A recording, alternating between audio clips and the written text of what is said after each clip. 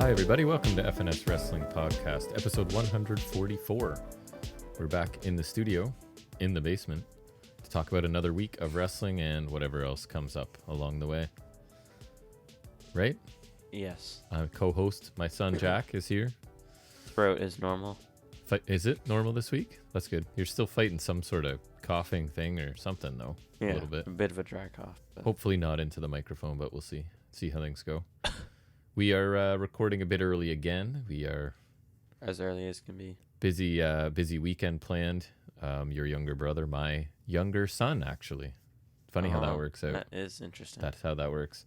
Has provincial basketball. You would think that's automatic, but I guess technically that doesn't have to be that way. I guess not, no. So, we're heading off to St. Catharines area to watch I'll watch your brother play basketball. You will. You might once, maybe. We'll see what happens. But because I have to. So last year we took some gear and recorded in the hotel room, but we decided we're going to try and get it done before that. So I think the only thing we'll be missing is some SmackDown talk because it hasn't happened yet, right? I'm not even against doing it in the hotel room. It was more we have to set aside time for it. I was like, oh yeah, that's kind of right, because we usually have a pretty full weekend of stuff to do, and we have to carve out a couple hours to do this. I don't really care about the doing in the room part. That's kind of funny. It is, but you're not the one that has to pack up everything and put it all away and stuff, right? That's why it's still funny. It's less work for me is the bottom line. But anyways, it should be a fun weekend. We'll stop off at Bounty Hunter Toys, is it? Or that's the only part I care about. Collectible store that you will spend literally an hour in, or you did last time, I think. That sounds right. Yeah, and because remember, it's not in a great neighborhood, and I decided I was going to go to the convenience store and get drinks, and it was like a very sketchy, like half full, half empty convenience store, and then I went to get you drinks, and none of the coolers had power, so all of the drinks were warm. So I bought you. Weird. I bought you nothing. I mean, I would take nothing actually. Yeah, I didn't. It was like a hot day, I think, last time we were there. Was it in the summer? Anyways, doesn't matter. But so that's the plan. It's a decent drive, nothing crazy, but we'll tackle that and hopefully have a good weekend. Stay in a hotel, maybe swim in a pool, eat at some restaurants. Although Mom thinks we'll have a kitchen this time it's like a suite. So that's weird. We can take some of our own food and cook it, which would be good. We probably still won't, but we could. The option. It's good to have. Life's about choices. It's about options. Yes. Life's about having options. So, anything else exciting? We're going to talk about Impact Rebellion because we went to it last Sunday. We're going to review the show, but without getting into any matches, was there anything interesting about? Like, I thought the venue looked really cool. We can talk about that kind of stuff now. Yeah. So we had it was at Rebel Nightclub in Toronto. So it's about a 50 minute drive from where we live. And we'd been there before, but it was just for TV tapings, right? So much busier this time, yes? Yeah. A lot more people there. Yeah, I think there's either more rows or some people were standing. And a lot more people standing and more people upstairs, it looked like, on the balcony level. Definitely. It's a really cool venue. It shows really well on TV. So it was the same, right? It looked the same. Only complaint is, like, the food is not... All they have is... Hot dogs and popcorn, and that's it. Yeah, and then water or whatever. And water and other drinks. Like the bar is open and whatever, so you could drink if you wanted to, but definitely not a lot in the way of food. Decent merch stand, although your first two T-shirt choices were sold out. Literally, like, I decided pretty fast in the course. They were sold out. Yeah. So your first choice was the Bullet Club one or the other one? It was the Ace Austin one and then the Bullet Club one. Yeah, so they were sold out, so you ended up settling on because the Mike Bailey one wasn't that cool looking. Yeah. So what did you end up getting? I took Alexander. Josh Alexander. And I got Deonna Purrazzo, so picked up a couple T-shirts. Prices were reasonable, I guess. I don't know, for a wrestling show, I didn't find it too bad. But yeah, it was a fun night. We'll get into the matches and whatnot when we get there, I guess. Anything else exciting happened to you this week? School was amazing. Yeah. Yeah. It was sick. Got together with your friends tonight and wandered to town for a bit. Did what you do. Yep. Usual stops. Yeah. Nothing exciting. Didn't get any trouble. Didn't spray paint any graffiti on the school tonight. No. Did not. That wasn't you. I'm just kidding. No. It's an inside joke, sort of, right? Yeah. I guess that you probably don't want to talk about on here. That was weird. It wasn't you, but yeah. No, it was not. Full disclosure. Full disclosure. It's on the air. This is binding. It's like a lie detector. It is down here. Yeah. On these microphones. It's built into your whatever thing you wire the stuff through. We're one week behind on Mando because it was on, right? We just missed it. So Mhm. we'll get caught up in that. Still enjoying The that. finale. Yep. It is. Oh, right. It is the finale. Yeah. So is it going to be longer, do you think? Probably a long one. No, it's like 41 or something. 41. Standard. Or Which is somewhere in the middle, I disappointing. guess. Yeah, but that's okay. Yep. Anyways, I don't know. We could get into talking about wrestling, I guess. I didn't watch Impact Wrestling. Neither did I. But we're going to Highspots and Restholds will probably just be a bit of Raw and a bunch of NXT this week. But we will start out by taking a look at, after the news, we'll take a look at Rebellion. Right. I thought it might be fun to, since obviously we didn't take notes, to read directly from the Impact website to see if we agree with them. Because their summaries are really short, like a paragraph. So I kind of like it. So I don't want it to be super long. But we'll add that in this week. And then do all the other usual stuff. I've got some trivia. I don't know if you have figuring stuff this week or not. I haven't discussed it with you ahead of time. Not really. Nothing really. Okay, but let's move into our first segment, Wrestling Related. That's where we take a look at some of the week's news and rumors in a segment we so cleverly call News and Rumors.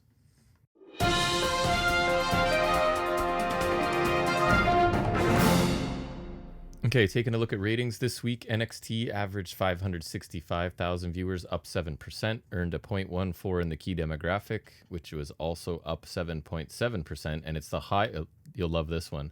I took it from, I think it's figure 4 I get it from, highest audience total for NXT since way back on March 28th. So what's that, 3 weeks? Maybe? Not like, yeah, literally. Yep, nice work. Then we get Dynamite, average 830,000 viewers, down 4.2%, earned a 0.28 in the key demographic, exact same demographic, I think I said there. Not a word. Demographic is, so. though. Yeah. That's what I meant. And that's the exact same, the 0.28 as last week. And I didn't really make any note about the ridiculous second lowest since whatever time. Kind of a slow news week. What did you end up finding? I think I've got 4 things I found. The first one I had was, I think Ibushi's been talking to Omega. I saw like there's potential talks with him in AEW, but I think it was that he was talking to Omega with the hopes of talking to Tony soon. I did see that. So that's interesting. Playing us, teasing us, right? So obviously that would be cool, but again, they got to have room for him to actually get on TV. He'd probably actually get on TV, though. I would think so. He's a big enough name that a lot of people, and he hasn't wrestled a lot lately, right? So I don't remember the last thing he's done. He just was on, I watched him on other than that, the one with no ropes. but the last like major thing he's What's done. it called? Bloodsport. I watched but that. like the last actual like notable thing he's done. No, I think that was his return to wrestling-esque stuff, was that. So I don't think he's done anything in quite a while. I don't think so either. So I got nervous by my first story, but it ends up not being so bad because the headline was WWE planning to make aggressive cuts, apparently aiming to save at least $50 million following the company's deal with Endeavor and the merger with UFC. And that's Nick Khan saying that in an interview, so that's not really speculation. But I guess the good news is, at least for us, that's not supposedly going to not affect talent or creative teams. So it would be whatever, administrative, who knows.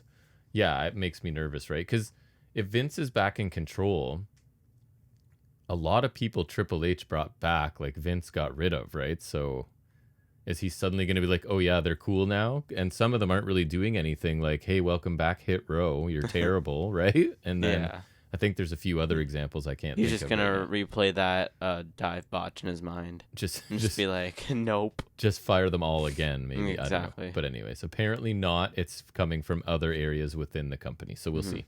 WWE's considering a call-up in the draft following a well-received match on main event with Dolph Ziggler. Who? Any guesses? A call-up. So has this person been on main roster before? No. And they faced Ziggler. On main event. Main event? Waller? Who would face? Babyface. In Julius? No.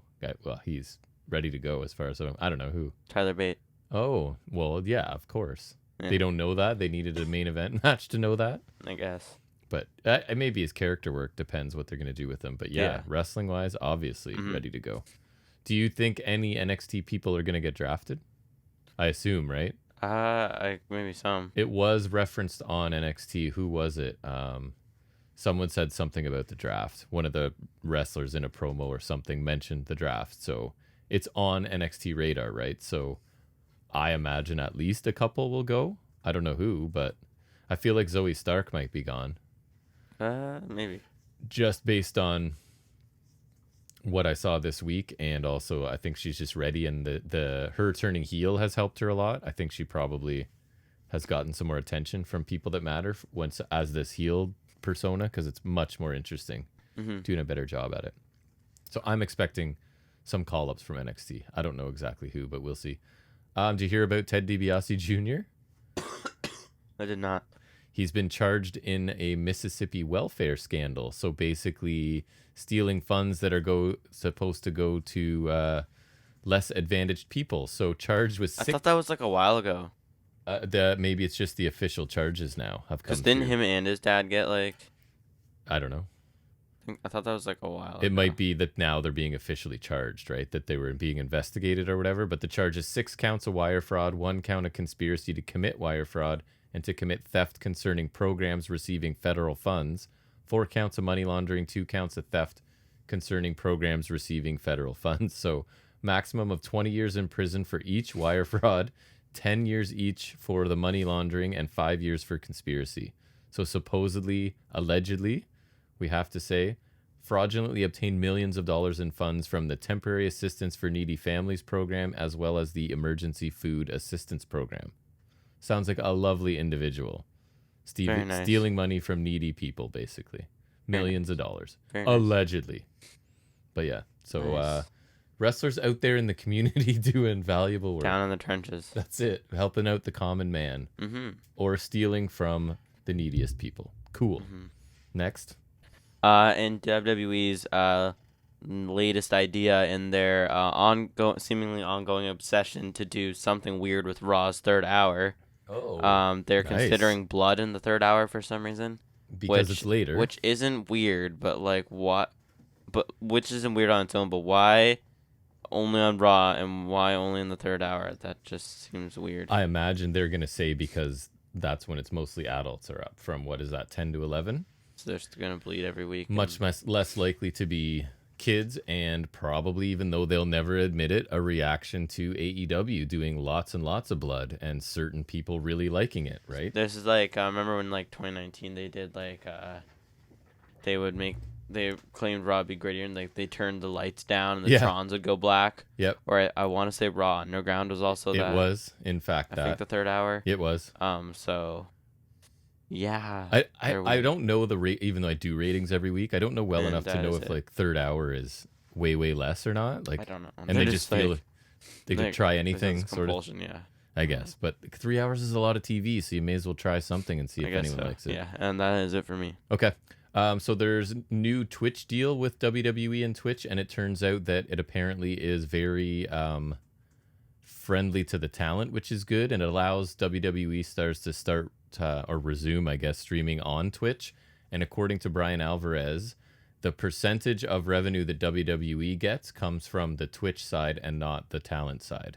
So that's way better for them, right? Like WWE's still making money, but the talent get their whole percentage, right? That's good, yeah. Yeah, so that's cool. It's a far cry from like banning them from doing any of it, right? So the only other thing I had is, did you see Dax Harwood announced the end of his podcast? Yeah, after like 17. Because it's we win, causing, right? We outlasted. That's what they say. The average podcast lasts like 14 episodes or something. We're crushing that. And one of the quotes said that they were doing more harm than good, and that the show had become a detriment to wrestling. And he kind of was taking issue with media outlets taking things he said on the show and making him seem like a bad person or whatever. And just the general nonsense of everybody saying whatever they want, on social media, and just, right. I guess he felt like it wasn't really very productive, which it seemed not to be. And that is all I have as well. Not the biggest week of news. No, it was kind of a slow week. It was kind of digging for anything. But anyways, now we will sort of take a little detour from our normal stuff and talk about the show we were at last Sunday, and that was Impact Wrestling's Rebellion.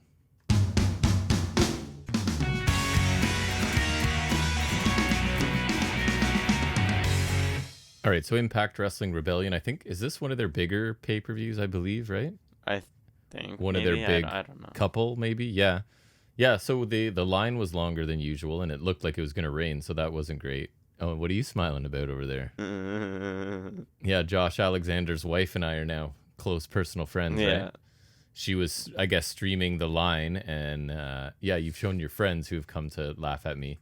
And I was not as energetic as she would like, because she was trying to walk the line and get all the people cheering for Impact and chanting. And I wouldn't cooperate. So she put her camera, what would you say, a centimeter from my nose? Centimeters, yeah. From my face. And then, I don't know, chatted a bit and asked who I was there to see. And I said Masha, because I was wearing my Masha Slamovich t-shirt.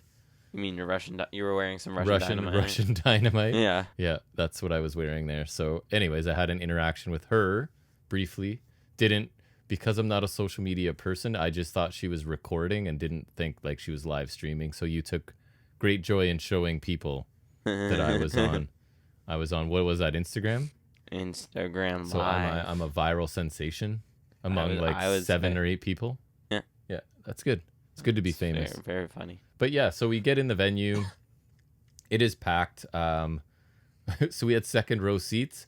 We were section C, row 2, seat whatever. For some reason, their numbers were out of whack. So they basically were like, just take any seat in the second row, because my seat was number 16 and your seat was number 59. So they didn't do the best job. Safe to say that wasn't exactly accurate. No, and then there was a guy asking me. He had front row seats, he was saying, and there were no front row seats. So it was a little bit chaotic in terms of seating, but the venue ends up looking a lot bigger on TV, I find, because there's only a few rows of seats, right? And then people standing. It's really interesting because it's a nightclub, so you can be watching the show from a couch, right? There's those certain areas where there's just couches. You can be sitting on a couch. You can probably just get in for the club fee or whatever. Yeah, I don't know how that works exactly. And then there's a balcony like the whole way around, basically. There were kids up there too, so I'm wondering how that worked. I don't get it. Because I felt like when it was TV tapings, because that's where they cut their promo from up there, right? LAX did. So I feel like that was OG's. Right, sorry. LAX would have been proud and powerful. Right. I feel like this time it was just fans up there, whereas before it was production people or Impact people. I don't know. But anyways, so the show starts out. Pretty much, I don't really think we need to talk about the pre-show stuff, right? Those matches were I missed most of the women's match at the merch table, texting you 1,000 times. Yeah, that was funny. Yeah, it was hilarious. But it's the Ultimate X for the Impact World Tag Team Championships. So Bullet Club are defending, taking on Motor City Machine Guns. I was pretty excited for this match. This was one of the 2 or 3 that I was most excited to see. Didn't you think that the X was low? Yeah, it looked kind of low. It looked like they almost all of them, because they're really athletic, would be capable of jumping up and grabbing it, right? So, but anyways, we'll see. I'm gonna go to the Impact website and see what they had to say about this match, because I have thoughts. You know what my thoughts are about this one. Yeah. We didn't talk much about other matches, but I think you know how I felt about this one. So Impact says Sabin repeatedly pulls Ace's arm through the steel truss, and I'm like, oh yeah, that happened, because sometimes I forget, and it reminds me. Meanwhile, Shelley ties up Bay with a figure 4 leg lock. Sabin tries to climb up, but Ace quickly pulls him down. Shelley hits a double clothesline on Ace and Bay. Everyone is down following a flurry of offense. Bay connects with a slingshot DDT on Shelley. Bay soars with a step-up moonsault to the outside. Ace takes flight with the Sword of Glory. What is that? I don't know. Me either. Maybe He took out both of them, so... Yeah, it might have been the dive to the outside. Okay, is that like the Fosbury flop thing? I think so. Makes sense. All 4 competitors climb across the cables toward the Impact World Tag Team titles. We reach a stalemate as everyone falls to the mat below. ABC hit the Art of Finesse, followed by the Fold. Ace boosts Bay up towards the cables. Bay unhooks both titles, awarding the victory to ABC. So... didn't sound that exciting in the recap, and honestly, I was disappointed in this. Yeah, same. I don't think it was bad. No, but... it was short. I think it was like 13 minutes, so quick. But like, I don't know about you, but I felt like people would climb up on the cables, we'd anticipate something exciting, and then they would just get pulled down. Yeah, it wasn't really much. There was no actual memorable spots in this, I wouldn't say, right? Like, No, because usually they try to do that, right? So the most memorable thing is the Art of Finesse followed by the Fold, and that's their finishing move in every match. So it's not like it's because of the Ultimate X or anything. I really think that this it underdelivered for me. I don't know. Yeah. Yeah, it's just It felt really short too. And then after that match, I went and spoke with the guys from Poison Rana podcast. They were out at the bar. They had just climbed the CN Tower that day.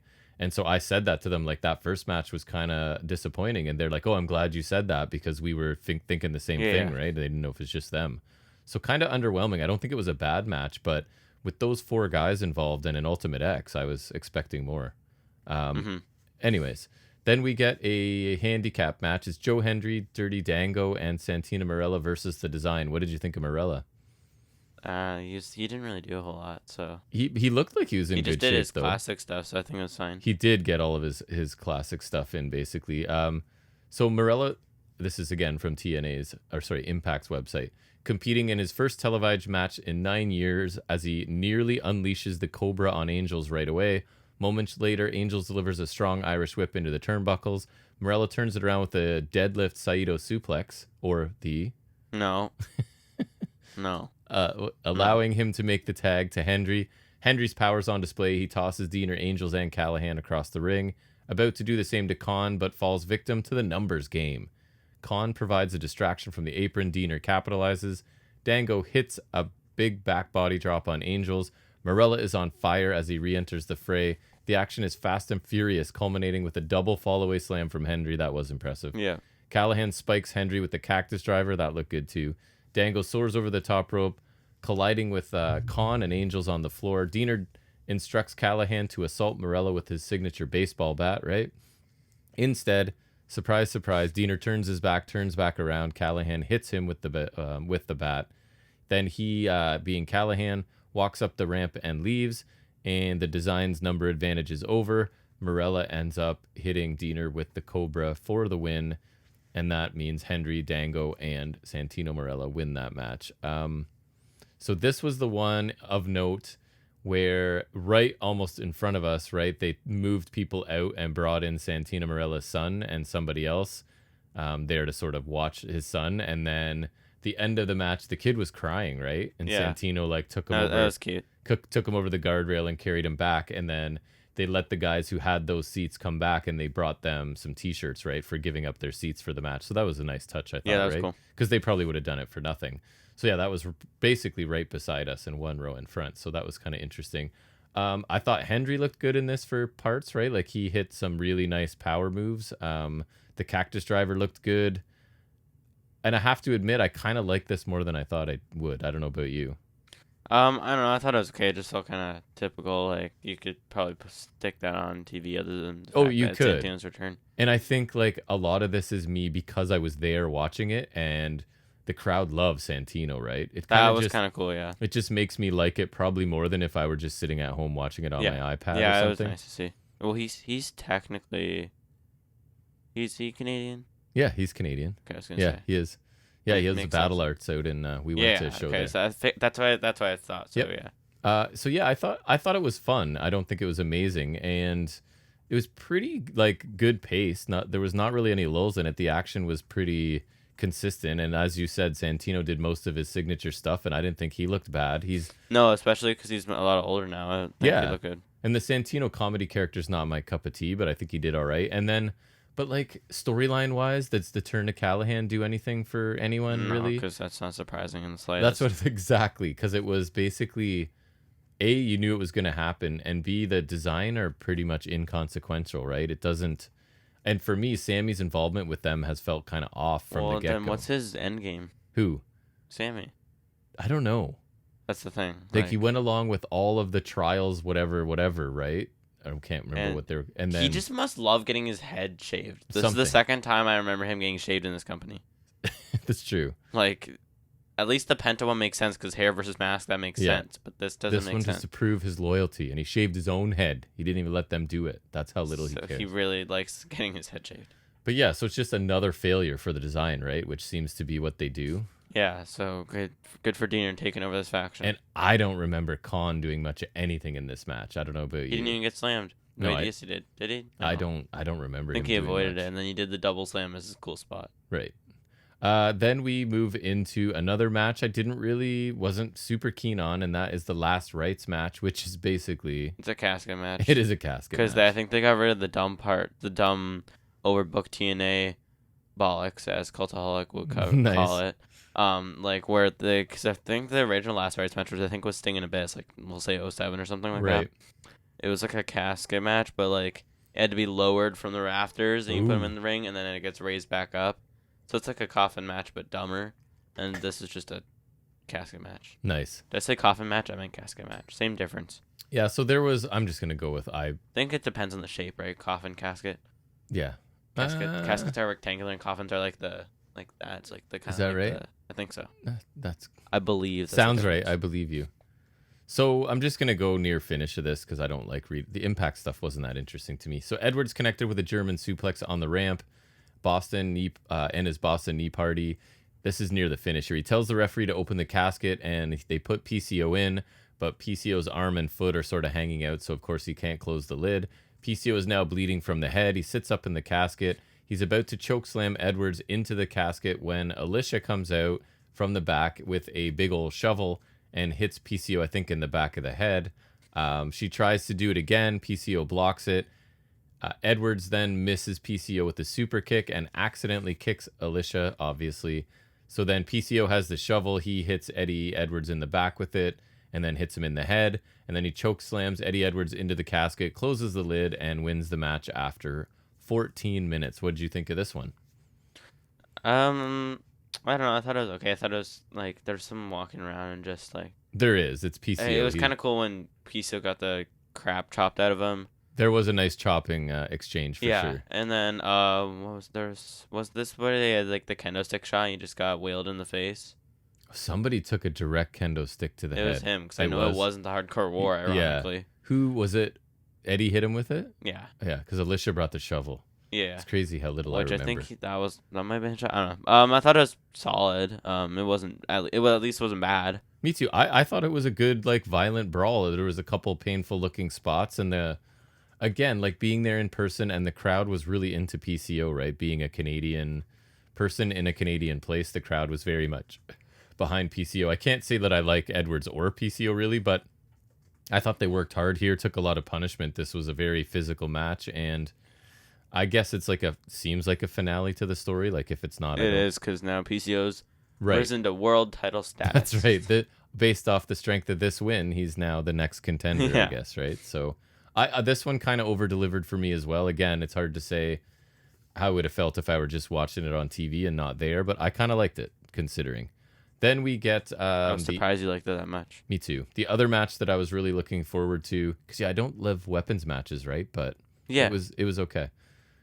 So we get a triple threat elimination match for the X Division Championship. Trey Miguel versus Mike Bailey versus Jonathan Gresham. Other match, I think maybe most looking forward to this. There's not much chance. I was kind of next in line, I think. Yeah, it's not much chance I'm not going to like this match, I don't think. So getting near the finish here, or at least Gresham's elimination, he puts the figure 4 on Mike Bailey right in the middle of the ring, and then Miguel just kind of comes flying in and hits Meteora on Gresham and eliminates him. The one thing I'll say about this match, and I did really like this match, Gresham didn't do a lot, right? No. I almost was... and I promise I'm not making this up. I was reading his body language in the match, and I just kind of went, he's definitely not winning. He looks like a guy that knows he's not winning and isn't thrilled with that idea to me. He didn't do a lot, which is weird to say because... It might not even be that he's not winning, but like... Because I don't think he's barely been booked to win, but like... No. I feel like it's like maybe this was the match layout and he's just not... Loving it. Not happy with that. Yeah, because I wouldn't. If I were him, I wouldn't love this match either. I like the match itself, but I don't feel like he did a ton in this. Anyways, you get Miguel hits the Meteor eliminates Gresham, as I was saying, and Miguel hits a running uppercut, but Bailey bounces off with a Spanish fly. Then you get Bailey with a couple kicks and then his tornado kick. Miguel avoids the Ultima weapon and drop kicks Bailey out of the ring. Miguel goes for a sunset bomb on the floor, but Bailey holds on to the ring apron. He hits a standing double knees to Miguel's ribs on the floor. Remember the sound of that? It sounded incredible live. So we get back in the ring. Miguel avoids another Ultima weapon, but Bailey rolls him up for a 2 count. Miguel reverses the pin, holds the tights, and the referee ends up counting to 3. So Miguel retains. Seems like all of the matches, or a bunch of them, are around that 13, 14-minute match or mark. Sorry, so this one was as well.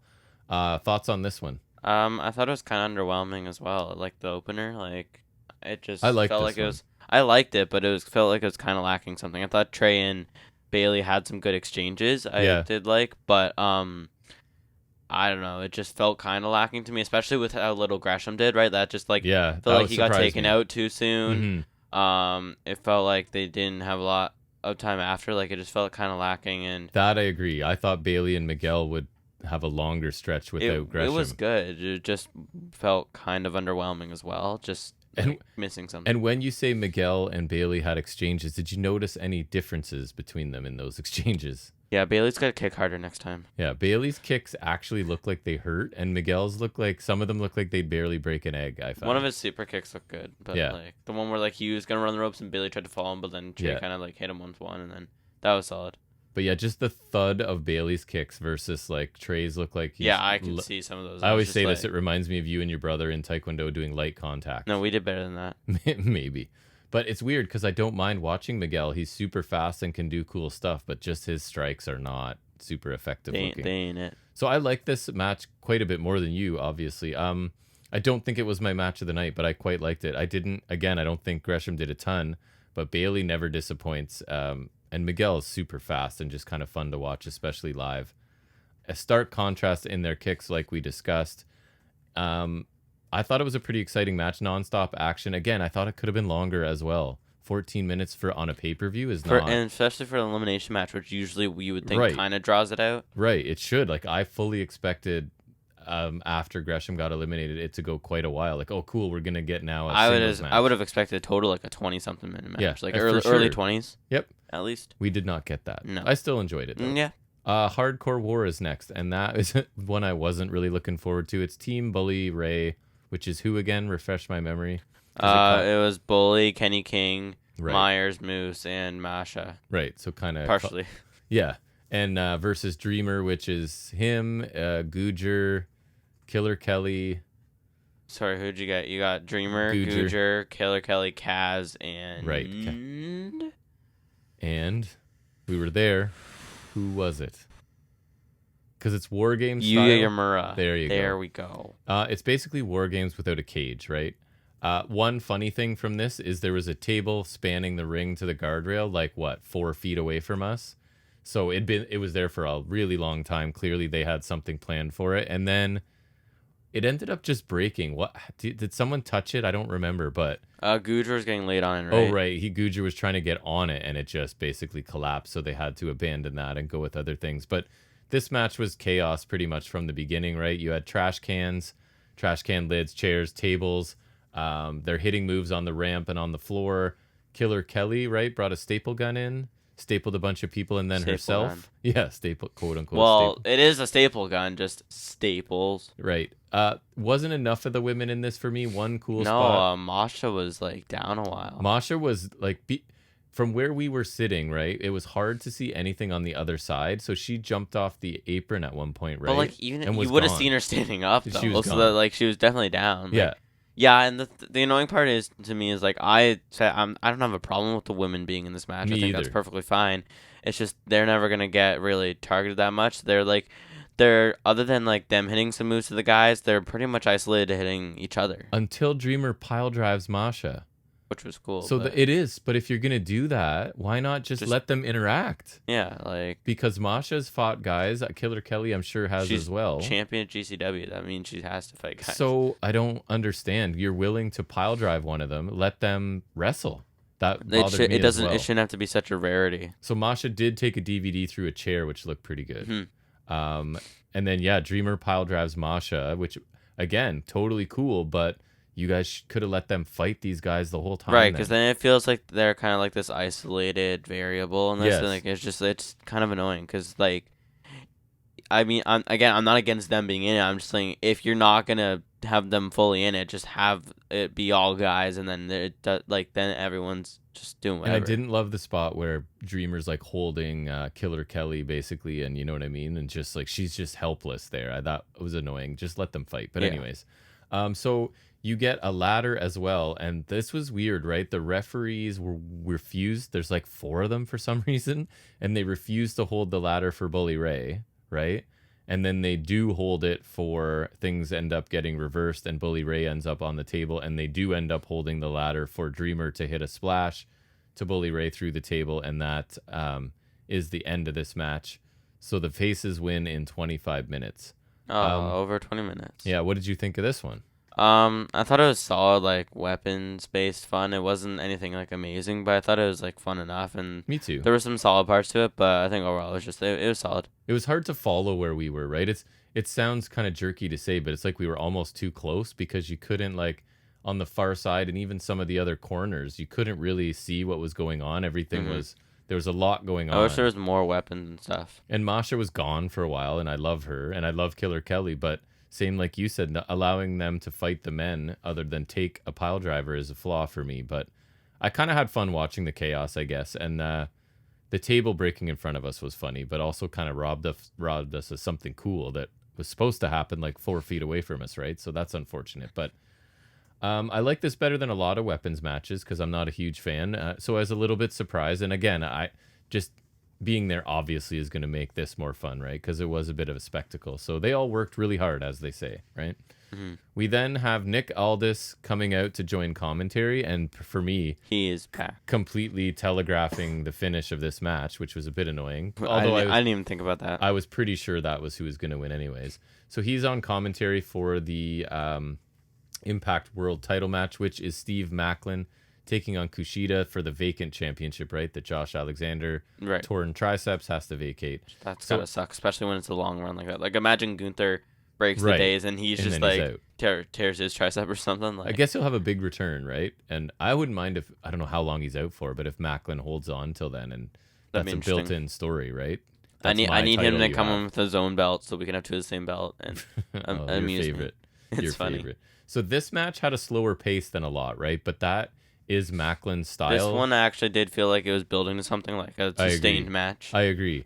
And I think like it makes sense because you want to slow Kushida down, right? You need to be a little bit deliberate or he's going to hook in the hoverboard lock, because that was the other story of this, right? As always, Kushida is arm targeting and going for the hoverboard lock. And I liked how Macklin like would frantically try and get out of it. He was selling it like, I can't get caught with this thing, right? Or I'm gonna, which I think is a nice little detail, right? Because last time he tapped to like kind of not save himself, right? Yeah. So he's like the cerebral heel kind of Triple H mold, right? Like he's thinking as he's wrestling.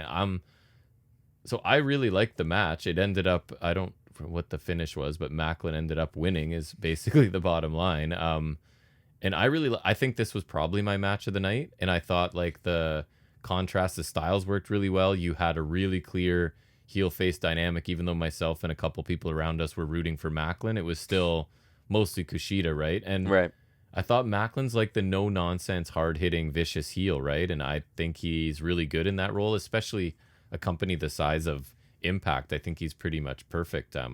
So I think is the right choice to give him the championships. I thought the last 5 minutes of this match were really, really good.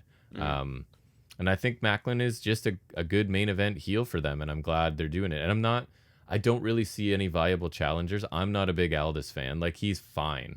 I think he reminds me of Cody. He thinks he's a couple notches better than he actually is, but don't say it about Magnus. He's a name, and yeah, it's hard for me not to call him Magnus when he's there. Oh, I just think it's funny because that's like when Tensai came in, and people kept calling him Albert. Yeah, that was mean though, because that kind of killed him. Well, yeah, and he's good. This will be funny. That bugged me. Keep calling him Magnus. So what did you think of this match? I thought it was probably my favorite because it actually felt like a full match and it actually built to something. Yeah. And like you had like your kind of slow bits and then it got better at the end, right? Like it actually felt like a pay-per-view match. I think some of them didn't really, and so this one actually I think was really good and obviously the right result. Yeah, and sorry, go over the aftermath because I kind of didn't mention it. Oh, right. He got D'Amore to hand him the belt, and he hit him from behind. Yeah, I was kind of wondering what's going on because he's refusing to take the belt from the ref. I don't want to be champ. And then he grabbed the mic, and it was like, oh, no, you said you would hand it to me if I won. So which I kind of like, too, right? You're going to come out here and swallow your pride, and you're going to hand me this title. Yeah, and then all this stared him down. Yeah, and then it's clearly leading to all this. No, he's facing PCO. Well, yeah, but I mean, I'm pretty sure he's going to beat PCO, your next Impact champ. Best of 3. Here first. Yeah, they're going to trade. Best of 7 series. They're going to trade wins, yeah. Amazing. So then we get the main event, which I wasn't expecting, but if it's one of those you don't want to end the night with a heel winning, I guess, kind of deals, because I neither guess. neither woman's a heel in this match, really. I guess. Although, didn't it feel like the crowd was with Purrazzo, and I thought Deanna was more heel, but I didn't pay attention I to think the it crowd. started out that way. Yeah, right? Like, I don't And know. then It it kind of wasn't. shit. It was weird, yes. So it's Jordynne Grace, Deanna Purrazzo again for the vacant Knockouts Championship because Mickie James hurt something, leg, knee, I teeth? don't I don't know, Teeth. earlobe, Teeth, yeah. not sure. But anyways, so yeah, Deanna Purrazzo ends up winning with. Did she hit her pile driver thing, the Queen's Gambit? Was it a submission? Yeah, I don't know. Why can't we remember these things? I think it was Queen's Gambit. I'm gonna look it I up don't know. because I didn't write anything about this one. I should know this. You should know this. It was the Queen's Gambit. Okay, I thought so, but I didn't remember submission. But yeah, so there was the Grace driver, but Purrazzo kicked out, which was pretty surprising, right? I feel like that move's been pretty protected, but I don't know about you. I thought this was a good match, but I don't think it was as good as the one before it. I think the men's was considerably better. Was better, yeah. Something felt coming. I think it might have been like there was just the weird dynamic here, right? So yeah, like we're both kind of baby faces, and like the dynamic seems to be shifting as the match is happening. There's no clear heel. There's just the dynamic was kind of skewed. Like I also thought that it was kind of similar pattern-wise to the match before because it's Purrazzo going for the arm and Grace trying to be the powerhouse and avoid it, right? So kind of similar. It's like the beginning of AEW where they had like two matches with what was it? I remember there was something last they week. did. It was recently. Was it the Swerve Derby match and then something else? I can't remember. Or I want to say you're right. Was it NXT? It was two matches with like a very similar. Oh, it was Stand and Deliver. That's what it was. What was it? It was Loomis helping Indy Hartwell, right. And then Joe Coffey coming to help Dallas. That's what it was. Okay. It was that. Why was I thinking AEW? So yeah, I also like this was Technician versus Powerhouse, which is cool, right? But like you said, with neither of them being heels, it was kind of strange. But I'm happy for Purrazzo because I think she's awesome. I like both of these women a lot, and I bought a Purrazzo shirt at the show. I won't tell her it was my second choice. My first choice was Killer Kelly, but no larges in stock, so couldn't do it. But yeah, I liked the match. I thought it was good, but the men's was better. I think. Yeah, agree. Overall, I had a good time. Right, I was live at a wrestling show in a cool venue. So yeah, I like that venue. So probably get some bonus marks because we were there live. The opener disappointed me, but was solid, and then a lot of matches over delivered. I thought the men's championship was awesome, and the main event was good. So I gave it a B. Worth the price of admission, I thought. I wasn't disappointed that we went at all. Yeah, everything was like solid to good, so I'd say a B too. Yeah, nothing was bad. A couple things under delivered, but nothing was bad. So I think that's fine. Yeah, I agree. All right, so now we'll switch back to what we normally do, and the first thing we'll take a look at is this week's episode of AEW Dynamite.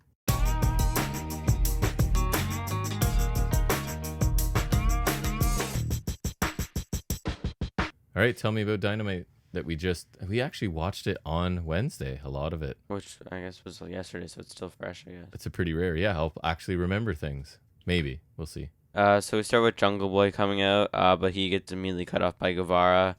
And then Darby comes out as well. Darby said that out of all the pillars, he's known Sam the longest, and he likes him the most. He said that Sting and himself respect each other while Sam is being held back by Jericho. And then he spoke to Jungle Boy, saying he had to work less hard to get there because he was handpicked as part of the California clique. Yep. I don't know who's in that.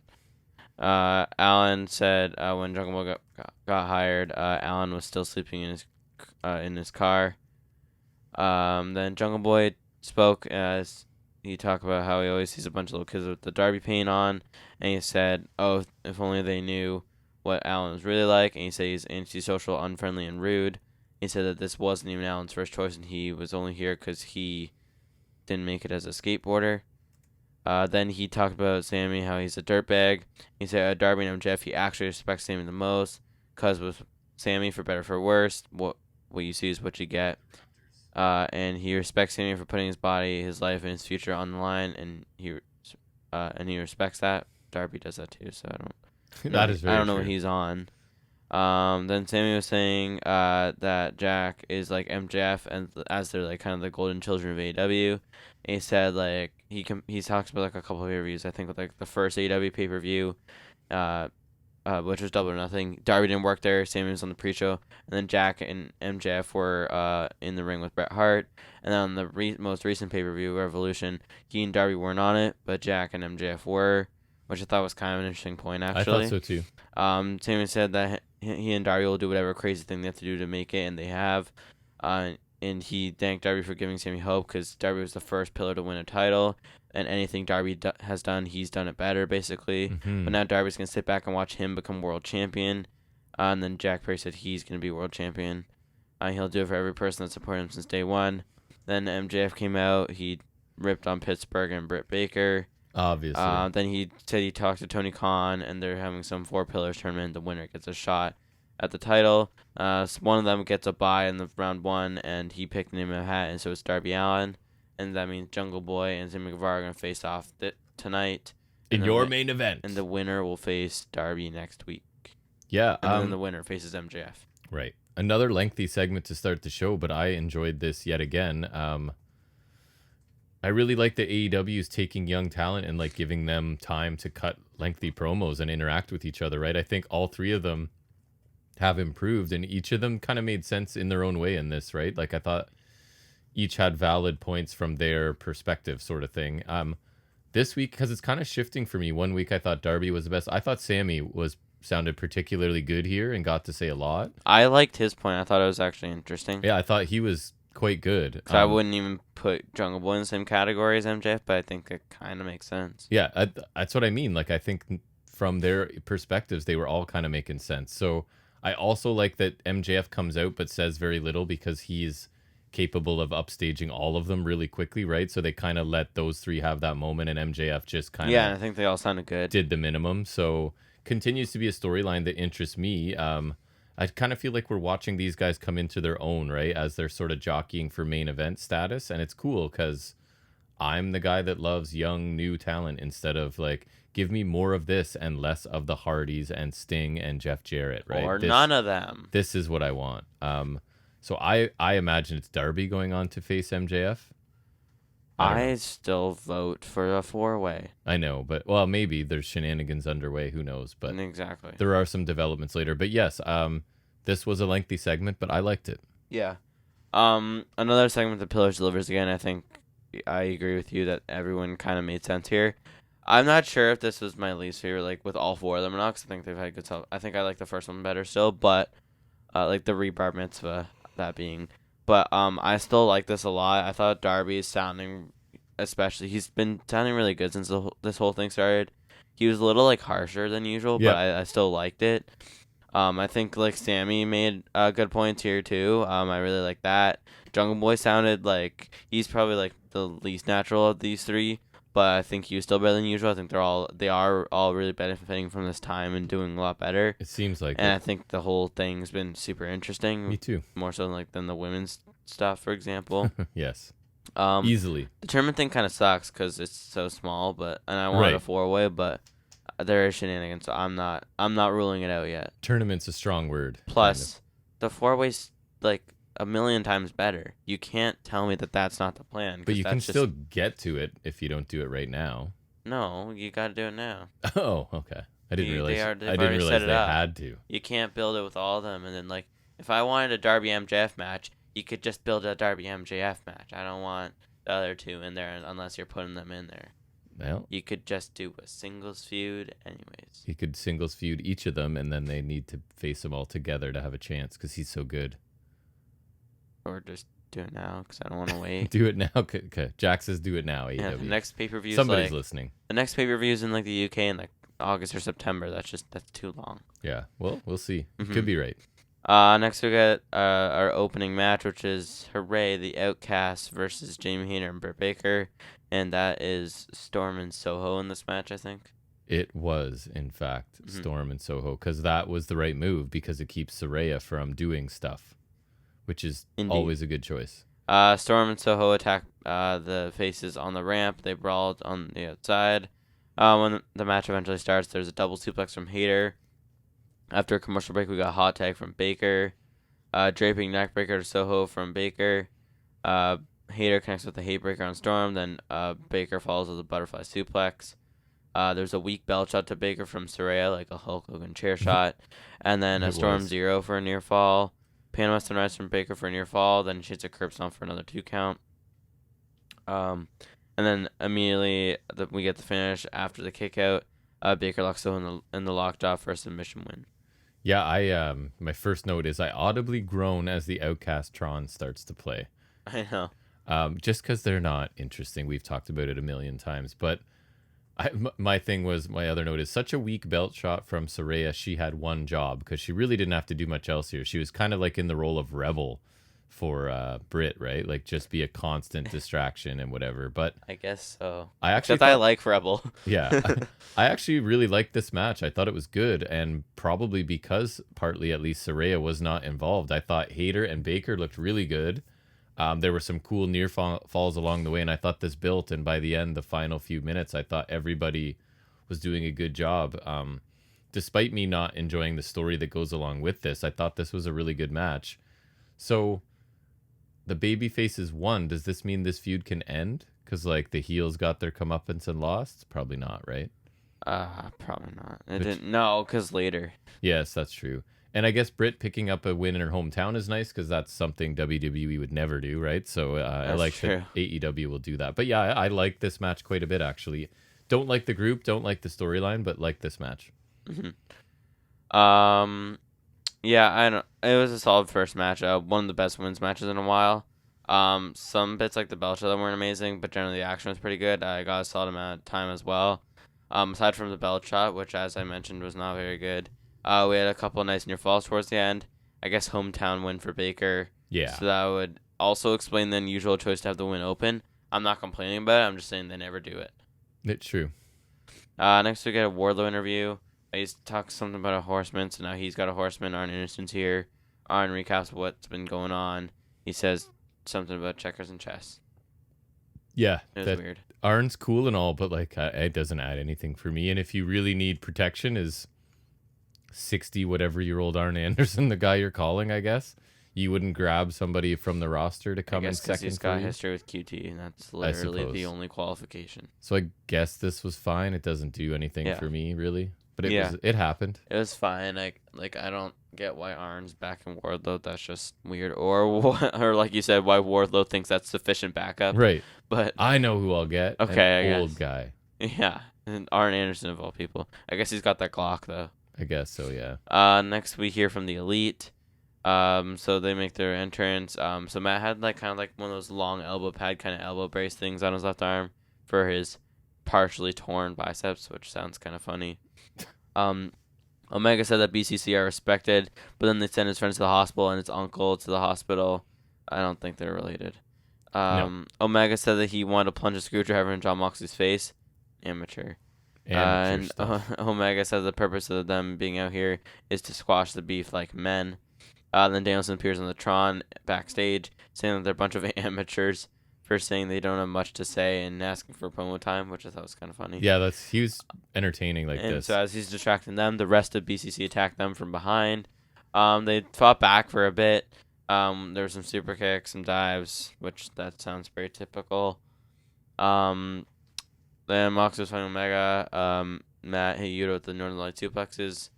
Omega hit Yuta with the chair.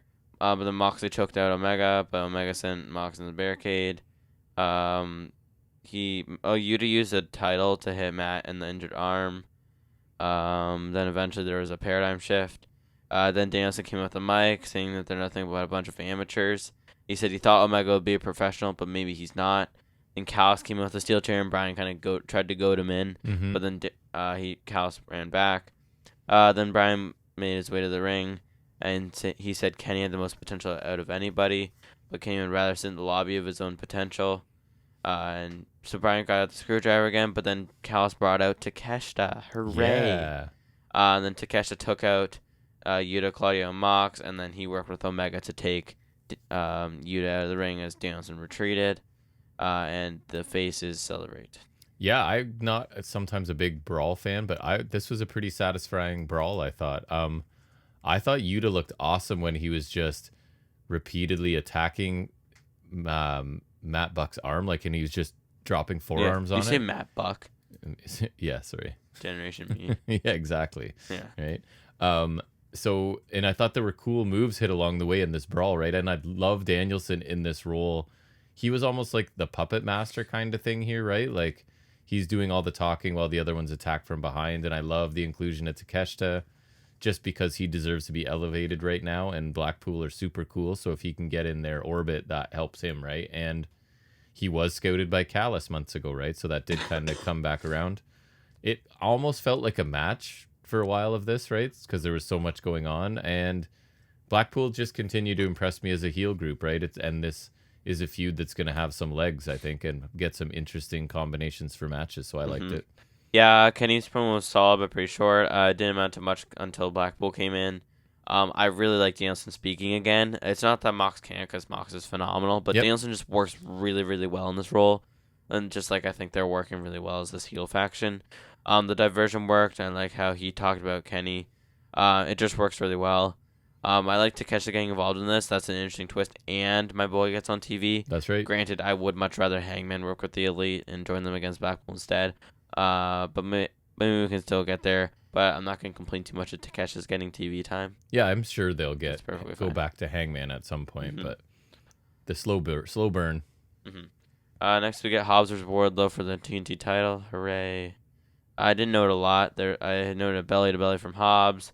It a Haas strike exchange. The QTV girl distracted the ref, and QT did a diamond cutter to Wardlow. The QT got ejected, and Arn does like a finger gun, so that's a reference, I guess. And then powerbomb. Wardlow wins. Then Cage and Luchasaurus come out to stare down Wardlow, which I think didn't give me an idea it was supposed to give me. Why? I was thinking, Luchasaurus is getting a title shot. So did I. It's Christian? I would assume. I don't know. My thought was That's it was what I Luchasaurus. thought. That was and that's why I put like, is this the big man belt now? Because I have Luchasaurus is next for challenging. I don't think that was the idea they're trying to convey. Maybe not.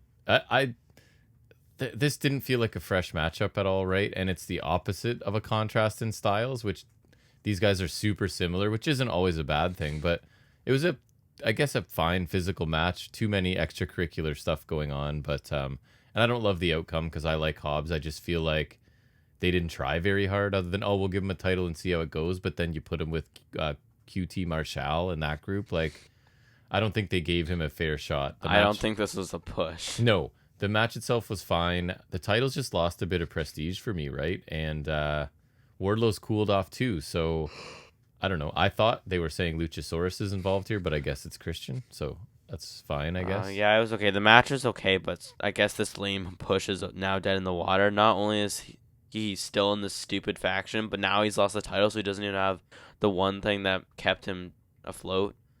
And why does Wardlow need the title again? It's just so interesting to me. It's cooled off. The title's kind of like we need the title's kind of in limbo. We need something else. I think so too. It's legitimately at the point where I would rather see Luchasaurus have the title. That's the state of things. Me too. That sounds better to me. I agree. I know. I'm just not. Wardlow's not interesting right now to me. Give the belt to Luchasaurus, even though they're not going to. No. Next, we get a Guevara interview. He gets cut off by MJF, and so he offers Sammy a guaranteed spot in the main event, a double nothing. MJF says all he has to do is lay down, and Sammy said basically, no, I'm going to win the whole thing. But MJF told Sammy to name his price for the deal, so he gives him a blank check. And MJF agreed to some whatever number Sammy wrote. And so MJF offered a handshake, and Sammy said, we're friends, so they hug. And so MJF always has a scheme, so I thought it was solid. I still want a 4-way, and maybe we'll get that. I'm not sure if he's trying to say, like, Sammy's the best one to beat, or because he's got history with him, so I was confused a bit. He thinks he can pay him off. Yeah, because he's the heeliest of them all, I guess, right? Mm-hmm. Yeah, in the moment, I was a bit confused by this. I'm not going to lie to you. And I agree, like, I don't know why MJF thinks that Sammy won't just screw him over, right? But then again, MJF might be aware of that and has something else planned, right? Because sometimes when MJF looks like he's being stupid, he's not. Because to me, this is kind of like, you're a dumb heel right here, right? Like, I don't... Yeah. Clearly, this isn't going to work out the way you think it will. But anyways, it was fine. I was a bit confused, but it started to make sense later, I guess. Mm-hmm. Next, we had... Commander. Commander versus Switchblade. There's that weird springboard thing that Commander did. Yeah, I'm not quite sure what even was going on there. The Hurricane Rana, he kind of messed it, but he kind of saved it. Mm-hmm. Then he missed a moonsault to the outside. White suplex dropped him face first on the apron. There's a flurry of kicks and chopes. Yeah, a lot of choping. Yeah, from Commander. Then a rope rebound and a roll up for 2. Big layer from White. The rope walk dive to the outside from Commander. Then back in the ring with the rope walk shooting star for 2. Then a springboard Phoenix Splash for 2. Then White hit a cutthroat suplex. Blade Runner for the win. And then him and Juice beat up Sean Spears, who was in the crowd. He gave White like a 5 rating. Yeah, right. That's perfect 10. And then Starks makes a save and Spears Juice, and then the Bullet Club guys retreat. So Sean Spears is joining Bullet Club, is what I got out of this. Honestly. What? I think that's what's going to happen. That's going to be like the swerve and they're one step ahead and Spears is with them sort of thing. Maybe. I have a feeling. But anyways, I thought it was a fun match, right? Expected outcome. I'm not sure why I should care about Sean Spears. And again, I feel like he's going to end up joining them. But I guess they're starting Jay White out slowly and building to Starks. I think. I don't know. I think he's like Spears is going to join them and it's going to add to the feud with Starks. But anyways, Commander's cool to watch. But do you think the novelty is going to wear off at some point? A little bit. Because his stuff, it's the same, right? And maybe that's true of everybody. I don't know. Maybe everybody does the same stuff generally, but somehow I think because that's like such a big part of his identity is the rope running stuff, right? And it's just the 2 moves too. Yeah, so it felt like this was a lot of Commander. I would have liked Jay White. That's what I thought. Yeah, like it was a solid match, but lesser for a debut for Switchblade. I thought so too. It was more. I think he should have been more dominant. Me too. Especially when Commander's doing just the same. I have that exact. I would have liked to see White look more dominant. White looked good in what he got, but he deserved a lot better. The Blade Runner was nice, though, at least. It was. And Spears being on was weird, but I guess it sets up some tag match, so that's fine. Yeah. Yep, it was good. Next, we got some FTR thing where like Mark Briscoe got beat down, and they were in the doctor's room with Lethal and Co., and they agreed to team with them at the behest of Briscoe to take out the varsity athletes. Which is fine, I guess. I said FTR should not be involved with any of these people other than maybe Mark Briscoe, right? Like this is just a ragtag group of people that FTR should not be bothering with, I don't think. So I really think AEW needs to start building up some tag teams to feud with FTR and make these belts important again because you've got legit champs now. So yeah. I don't know why they're messing around with this group, but they are. So I guess we'll see what happens. I don't know. How did Jared and Lethal keep ending up in the tag team? Right? I don't get it. Yes, I don't need FTR around them too much. Next we get Adam Cole and Chris Jericho's face-to-face. Jericho said it sounds like the crowd loves Cole because they're cheering him because he's a baby face. He sure is. Baby face to heel He's face. John Cena right now. He is John Cena. Wait, how dare you? Cole said that anybody that's followed him knows how much of an influence Jericho's been on him. Probably because Jericho idolized Shawn Michaels, so it's like, same thing. Cole looks kind of dumb because what does he think Jericho's going to do here? Anyways, dumb baby face. And you talk about like Jericho was doing that cocky pin where he's like, "Come on, baby." Yep. Cole said it's pretty damn cool to be in the ring with Jericho, and Cole said he has a ton of respect for Jericho. They shook hands, and then Jericho said he has absolutely zero respect for Cole. Shocking. That is appalling and surprising. Jericho complained about Cole interrupting his celebration to give Keith Lee a handshake and said it's unacceptable. He said Cole is lucky that Jericho doesn't slap him in the face right now. Cole calls Jericho Jagoff, and he wonders how hypocritical Jericho can be. He wondered when the last time Jericho looked himself in the mirror at the real Chris Jericho. He wondered if Jericho is the guy that let Jazz do his work for him, or if he's still really one of the best of all time. He said Jericho's a fickle, insecure, stupid idiot. And Cole said if you want Cole's attention, you got it, so now what? And then Jericho said he's not a Jagoff, and he said that Cole doesn't impress him. He said Cole doesn't want to meet Jericho, know him, or want anything to do with him. Jericho told Cole if he's smart, he'll get out of his ring that Jericho built right here, right now. He shoved Cole, so that caused a brawl. And Garcia showed up to tackle from behind. and they double teamed him. Then Baker came for the save, but then the Outcasts attacked her because we needed them again. Sure do. Then they got handcuffed Cole to the bottom rope, and Jericho got a kendo stick, but then he handed it to the Outcasts. So Saraya beat down Baker a lot, and that was it. Yeah, I thought the exchange between Cole and Jericho was good, and I actually thought the beatdown of Britt Baker and Cole's acting as he's like handcuffed and having to watch his wife get beaten with the kendo stick. I thought he did a really good job, but like, where was Jamie Hayter?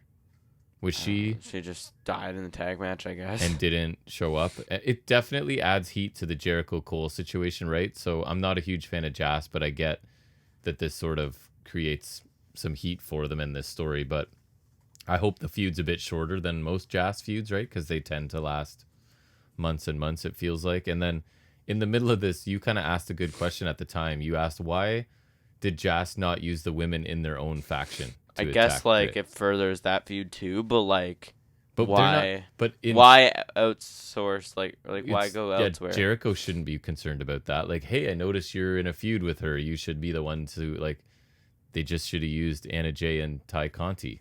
Or like at least use both, and then it's more of a numbers advantage. Then Hayter could come out and still be really overwhelmed. Still, I thought it was an effective segment and did what it was supposed to do. Yeah, I thought it was solid. Jericho sounded fine. I thought that was the best babyface promo from Cole. I thought a couple lines were kind of mixed, like the stupid idiot thing, because that's like one of Jericho's things, so you kind of have to throw that in. Yeah. Which like I got it, but like it just sounds kind of weird. And like the Jericho, I feel like there's a lot of usually like cheap insults when it comes to Jazz, you know? Yes. So I feel like that kind of made its way in here, but other than that, I thought Cole spoke well. The beatdown stuff I didn't care much for. They just had to give me the Outcast again. Yep. But I agree. It did what it had to do, and I guess this will be a match we get soon. I don't know if I need this on pay-per-view. That's not on Cole. That's more on Jericho. They'll probably have a good match, but I feel like, and I just thought of it, the Cole heel turn, because I think that has to come sometime, could maybe hinge on when Baker turns on Hayter, because I feel like you could, to keep the couple thing kind of loose, because I feel like they don't like ever really do it a lot, but like they always keep Baker and Cole kind of tied together. Like they had the mixed tag match against Styling or Cassie a while ago, like here. So I feel like they're not going to be opposite sides of the spectrum, you know what I mean? Like they'll probably both be heel. Especially because they're doing that show, right? Right. So like everybody know, in theory, people know they're together, and yeah. I feel like, and I'm not saying they have to be like closely associated with like Ty, Mello, and Guevara, but I'm saying like to have that loose association, it works better if they're both like the same. Yeah, it would. Right. So I feel like I'm thinking maybe like whenever Baker decides to turn on Hayter, Cole they'll work some way for Cole. You're to just do dying it, right? for Cole to be a heel again. Yeah. Not that he's not a good babyface. No, I just don't really care. Yep. Okay, but like I do, but I want him to be heel. Mm-hmm. Speaking of not caring, and I'm fully serious. Same. Hardy's promo. We're getting a firm deletion, and they'll announce it when it is soon. And Jeff Hardy's going to speak on Rampage. So good thing Rampage is on Saturday, and I won't watch it. I was super happy that they're taking this to Rampage. Right? I just don't. No Hardys in 2023. The deletion's so overused now. It's like. Yeah. That's their match, I guess. Yep. So I have no interest. So go ahead, take it to the show I don't watch. Totally fine. Yeah. Mm-hmm. Good decision. Yeah, we're good. Support it. I don't know, especially in a speaking role. I know. I guess you can't win with Jeff. No. I guess you can't drive with Jeff either. Actually, no, you could drive with Jeff. Jeff can't drive with you. He can't drive with anyone. Yeah. Okay. That makes more sense. Next we get Jake Hager and 2.0 versus Billy Gunn and Daddy Ass and the Acclaimed. It's so weird when they bill it like that. Like I know. I write Billy Gunn in my notes because I do because I was like I did the first time I think I wrote Daddy Ass. I was just like, something about that seems weird. Yeah, it's not ideal. Mm-hmm. Jazz attack them during at the end of their entrance when they're kind of reaching the ring and Bones is about to say the Acclaimed have arrived. Bones hits that strike combo, usually hits to Menard. Parker has a cheap shot to Bones with some object, and Menard covers him for 2. A loaded comb. Oh. Yeah. You didn't get that? It's one of my notes. A loaded comb. And then is that what Billy Gunn snapped after, I think, That is correct. Okay. It looked weird. It did not look like a loaded comb. It's like a switchblade comb that that he uses. Interesting. Yeah. I don't know. Then Bones hit a rolling elbow. Then he hits the Arrival, and then mic drop from Caster, and they get the win. And I guess now they don't have to join Jazz because that was the random stipulation that randomly got thrust upon us. Oh, it was? I don't even know if I knew that. They mentioned on commentary, and that was really it. This was a little more than an enhancement match, basically, right? I thought Bowens looked pretty awesome, but nothing else really stood out, so it was there. Mm-hmm. Bowens is cool, man. I really like him. Mm-hmm. He surpassed Caster for me. Other than the rapping is cool, but I think Bowens is better in ring at this point. Yeah, I think so. Yeah, so he looked good, and the rest was kind of pointless. Yeah. It was fine, but it was pretty short for what I expected. Like I know it's like a pretty nice storyline, but it felt like kind of a flat payoff match. I just don't think it's very much of a purpose. Like, it was a quick win for the Acclaim. This feels like the match you would use to build them for the grudge match, not the grudge match itself. Correct. If there even is a grudge. It was not very long, that's for sure. Next we get our main event, which is Jungle Boy versus Samuel Guevara. So the first thing I got was with their Jungle Boy went for a dive, took Guevara on the apron, but he gets caught the jumping knee. Then there was a Spanish fly off of the apron from Guevara. Jungle Boy hit a comebacker lariat. There was a really clean diving destroyer for 2, which was super really nice. Quick snap on it too. Springboard cutter from Guevara. Back suplex flip into an implant DDT from Guevara for 2. Looked awesome. Looked gnarly. Guevara avoids a comebacker lariat, hits a poison raw. Then Jungle Boy comes back with the basement form to the back of the head, and they're both down. Then we get a bit of a strike exchange, so Jungle Boy locks him in the snare trap until a rope break. So they're battling on the top rope. Guevara gets knocked down. He drop kicks Jungle Boy off the ropes. He hits off the timekeeper's table face first. And he's about to beat the 10 count. Guevara distracts the ref as he gets back in. Then MJF pulls him back out of the ring, clocks him with the diamond ring, and then rolls him. Not rolls him, but leaves him on the outside, and Guevara gets a count out win. Yeah, there was some crazy moves in this. Like the Spanish fly to the floor was nuts, and the destroyer was cool, and the implant DDT all looked awesome. Really, really liked the match. Was shaping up to a great main event with lots of crazy looking moves that were delivered perfectly. The table spot looked pretty good too, right? So the match was excellent, but the finish, like the ref continuing his count after being like bear hugged by Guevara. He didn't restart the count or anything. He just kept out, started back at 8. I guess if he doesn't see him going back in, but I don't know. I have to believe there's a better way to get to the same ending. I don't mind the count out victory. I just feel like that whole he starts counting and then a huge obvious distraction so MJF can use the ring. There had to be a better way to do that. I guess it's for the shenanigans, but it was clunky though, I would say. Yeah. And it's not Jungle Boy or Sammy's fault. They didn't book the finish, so I thought their performance was pretty great and a highly entertaining main event. I can forgive the finish. It's a minor detail. I thought they looked awesome in this. I thought it was a really good main event, much better than last week. And considering I think they said this is the first time they've worked together, they had some really good chemistry, I thought. Some of the sequences and the spots were really cool. They had some nice strikes. If this was a match and it got topped up with MJF and Darby, it would be so good. Yes. They should do that. Yeah, right. The finish here wasn't really ideal, but I guess for the story of MJF's deal with Sammy, maybe that's the shenanigans we need to get to the MJF's kind of meddling in the tournament, right? So maybe that'll cause Tony Khan to step in and be like, boom, 4-way, because Jack. God, yeah, just for you. Just because we got to get to a 4-way at some point, right? So overall... I literally don't understand how you can't. Overall, I like this show... I think more than last week. In ring, I liked the Outcast match. I'm not gonna lie. I also liked the main event quite a bit. What other matches were there that were? And then segment wise, the opening segment was good. I liked the brawl with Blackpool and the Elite. I thought that was entertaining. Wardlow Hobbs was fine. Commander Jay White was entertaining. So I don't know, just kind of looking at it, minus marks for the Hardys, obviously. So I would go good, not great, maybe the same as last week. I think a B. This match, I would say I really liked the main event, but I still don't know if I'd say, oh, you got to go out and watch it. It was the best match on the show, and it was very good, but I don't think it's quite a must-watch. So a B show for me, it felt like. Match-wise, the women's match was pretty good, actually, which is better than usual, and it felt like it wasn't too short. TNT title match was an afterthought to me. Jay White Commander was solid. Then the trios match was not really much, and the main event I thought was really good. Then the opening segment was really nice. Cole and Jericho was really nice as well. And also the Blackpool Elite segment was solid too. So I think like generally it was a pretty good show. I would also give it a B. Yeah. I think it was like pretty average. Yep, it was a good show. Hoping for something in the A range. It feels like it's been a while. So yeah, we need something like that. My socks knocked off next week, hopefully.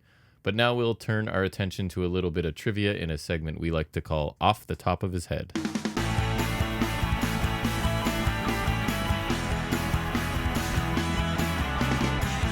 All right, this week's trivia is going to be Kevin Owens trivia. All right, I feel like you'll do really well, but we'll see. Maybe not. You could surprise me.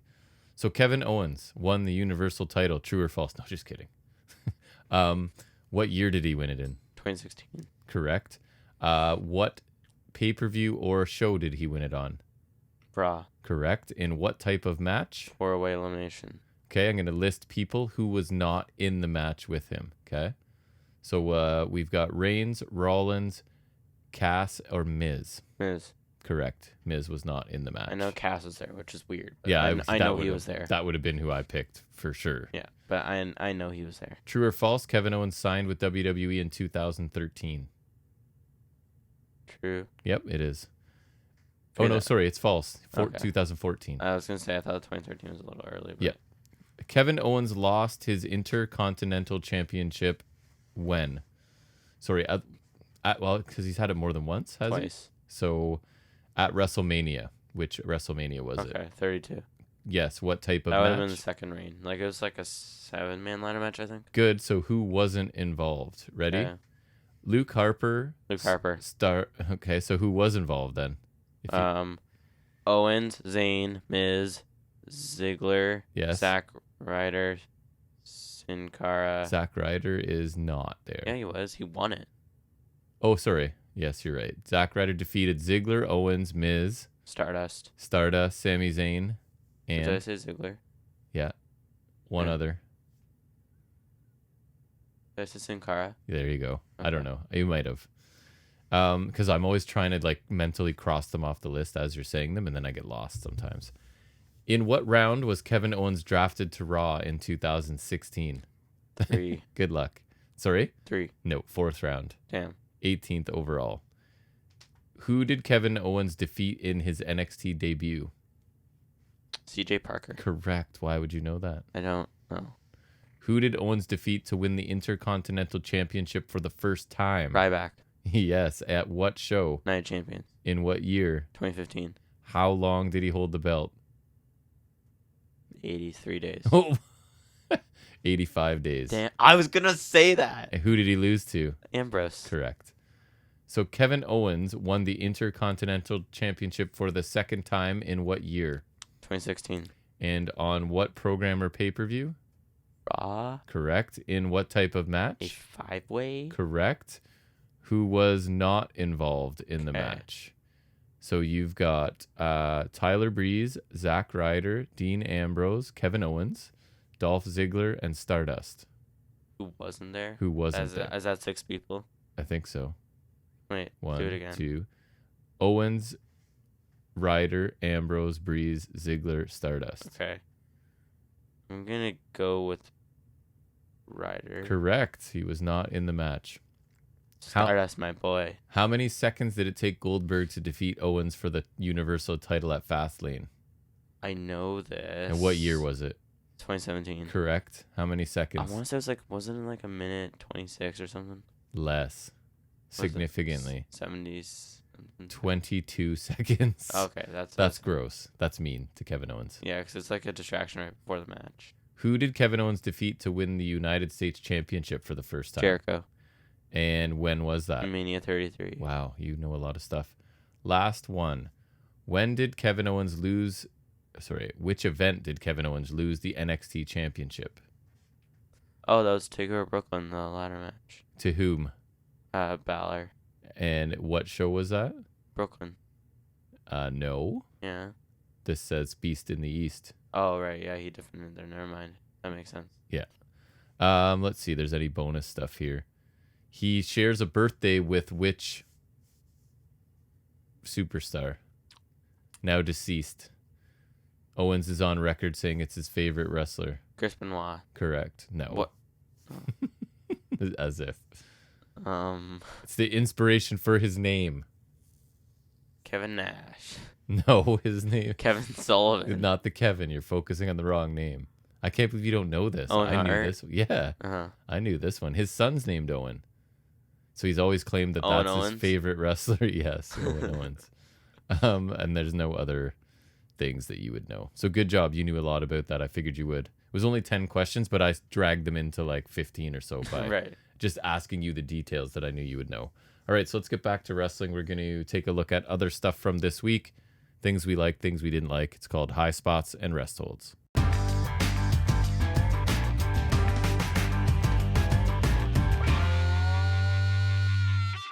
All right, Monday was the first day, so that's Raw, so that's you. Anything good or bad from Raw this week, sir? I only had a couple. You only ever have a couple. But not mean, I guess, so. Not mean? Yeah. I heard good things about Rollins and Miz's match. That was apparently good. I saw a few highlights. It looked solid. Yeah. They look pretty good. And they have a good track record. Remember Backlash 2018, they had the only good match. Right. The Miz having the only good match. Crazy. Well, he's good. He's solid, yeah, he is. He just needs a WWE style, he's a quite Ziggler or quite a accomplished. Rollins, and then he's good. Yep. And the only other one was Riddle in a backstage promo with Owens and Zayn. He was a little more serious, talking about his history with the Bloodline. Solo took him out, and they also took out Orton. So he's there to kick ass, and it sounded good, like not stupid. Yeah, nice. So that's good. And so I hear the main event at Backlash is a 6-man tag. Which is ironic because WrestleMania Backlash last year was McIntyre and RK Bro versus Bloodline. So what is it? I Sikoa think and it's Solo and the Usos versus those Riddle? three. Yeah. Yeah, that'll either be the main event or it's Cody and Brock. Oh, right. That makes sense, too. Yeah, and then I feel like at some point they'll do Bad Bunny and Ray versus Damien and Dom or something. Feels like it. All right, I guess moving on to NXT. It's all I have this week, so we'll be, I think, done after this. First Resthold in general, only one, I think, well, fact check as we go. I think only one of the NXT 10 wrestled on this episode, right? So we've gone through who the NXT 10 are, and I think it was only Wes Lee on this show of all of them. Who did he face? Oh, it was Charlie Dempsey. Correct. That's cool. Yeah. So NXT High Spot, I thought the opening tag match was pretty fun. It was a triple threat for the championships. And So that was kind of random since they just did that. I know. There seem to be a lot of multi-man tag matches. Actual triple threats, so 3 members in at the same time. Okay, so they got it. Oh, wait, no, they did it right on the other NXT one, they right? tend Okay, to. so. And really showcase Julius again. This guy is crazy, man. He suplexes and kip ups several times in a row. He leaps directly up to the top rope for a moonsault. He hit a pretty nice looking Dr. Bomb. He hit a suplex to both of the dyad at the... Oops, sorry, I keep hitting the mic. Both of the dyad at the same time. So he looked really good in this. Just continues to impress with his just combination of skills, to be honest, and his crazy power. So you have Ivy Nile accidentally gets taken out on the floor by Jagger Reed. He gets knocked off the apron and hits her, I think. And then Brutus hits the Brutus ball, but Julius ends up leaving to go check on Ivy Nile. So this leaves Brutus all alone in the ring, and Gallus hit their much improved finisher. It's like a kick helicopter kind of thing, whatever it is. Yeah, they used to at Stand and Deliver, I remember. It's good. So it looks like that's the one they're going with, which I agree with. So they end up retaining and winning in 14 minutes. Pretty chaotic triple threat match. That was a fun way to start the show. I figured Gallus would retain, but I assumed the Dyad were taking the pinfall because the request their release sort of thing, right? Rumors were that they were going to be granted their release. Apparently not. They're still there wrestling, right? So the Creeds took the pinfall, which I was surprised. And I'm wondering, is this like the groundwork for Brutus to start to get annoyed because Julius left, right? Is this the splintering of the Creeds? Because I feel like Julius is getting noticed as a singles, and they don't have respect for tag teams in this company, right? In this, kill it so now. that they'll be like, there's money in Julius by himself, there's not money in him as a tag team, which I don't think is completely wrong sometimes, at least not the way they treat tag teams, right? It's probably true, but anyways, a good way to start the show. Then I don't even know if it's a high spot or Resthold, so I guess it's notable, and I put it in here. I told you they're giving Nathan Fraser like almost like a satirical news set, and it's called Hard Hitting Home Truths with Nathan Fraser. That's so weird. It is weird. So he's drinking coffee and talking about he's a guy that can says he's more than a guy that can just flip. He talks about how things haven't gone great since he returned from his injury, that he comes close to winning all the time, but something's missing. And then he says it's easy to get sad or depressed about it, but he came to a realization that this place is cutthroat and full of studs and studettes. This place is quality, and all you have to do is look inward. He can't be sad if he doesn't throw down, and speed is important in life as it defies gravity like an airplane. If you're fast enough, unhappiness can't catch you. Okay. Right? So I don't know what to think about this. He showed more personality here for sure than he usually has, but this character change is kind of weird, and I need more time to decide if it's an improvement or not. At least they're trying something right, and they're focusing on him, and they're giving him time to do more than just look good in a match and lose. So I guess we'll see where it goes from here. High spot, just because it's Noam Dar. He debuted in ring, or I guess returned in ring technically, because he's been there before, right? He's wrestled in NXT. I don't technically not. Not NXT proper. No, technically not. Oh, so he carries the cup in the Heritage Cup like a baby and kisses it before putting it on the table, which I liked. He faced Miles Bourne, who I think I've seen before. So Dar showcased submission. He's a level up regular. He's kind of impressive, actually. So Dar showcased submissions, He's kicks. Horrible on the mic. A stiff-looking knee strike and his finishing Nova roller, which it's a lot of running kicks to the face in this company right now, right? So, but anyways. That one, Wesley, Axiom. Right. Gallus, if you really want to go there. Yeah. There's quite a few. That's 4. Claymore, if you want to go main roster. Yeah. A lot of them. Brogue kick. A lot of kicks. That's all I got. So this was less than 3 minutes, but I'm just happy to see Dar there. And honestly, Bourne has potential. He has decent size and look, and he moves really well. He's really quick. Duke Hudson used to win with a big boot, right? Did he? I swear he did that. Yeah, that sounds like could be. Resthold, and it's 2 segments in one because they can't just have one. Briggs, that Jensen, that whole thing. So the first segment, my note says Briggs interrupts Kiana James businessing because we never really know. But she's so busy. She's at a big desk doing stuff. So he's sad and he wants Kiana James to help fix it because obviously he and Jensen are having issues. Jensen walks in. Have you seen his makeover? Nope. So he's wearing like dress pants and loafers with no socks and like a shirt that's kind of unbuttoned, and he's got glasses and a ponytail. So he's clearly the idea is that he's basically doing whatever Kiana tells him to now, right? He's basically controlled by her. He's tired of being treated like a kid, and Kiana treats him like a man. He said he makes his own decisions, which I think is the point. He doesn't anymore, and he wants Briggs to leave. So it's just continuing. Still doesn't interest me. They're committed to it, so it's long-term storytelling. So good for them, I guess. I guess that's what they're doing. Right. And then at the second segment is in the bar. So Briggs and Fallon Henley assume that when Jensen walks in, he's there to apologize, but he's not. You can tell he's just parroting things that Kiana James has told him, right? And Briggs gets mad, and we're going to get a mixed tag match next week. And really bad acting all around, except for Briggs. He seems kind of natural, but everybody else, it's like, well, it's kind of like if you ask 20 whatever year olds to act like they're 12 again, it's probably awkward to do, which is kind of what they're doing with this, right? So High spot. I thought Braun's attack on Odyssey Jones. I saw him spear him. So it was a good spear. He cuts a kind of generic heel promo. I don't think there's anything wrong with it, insulting the crowd and then chase you. And of course, he's a heel, so guess what he's wearing now? Black. All black. So Duke Hudson interrupts, and he's mad because Braun ruined his MVP ceremony next week and tore up the Chase U flag.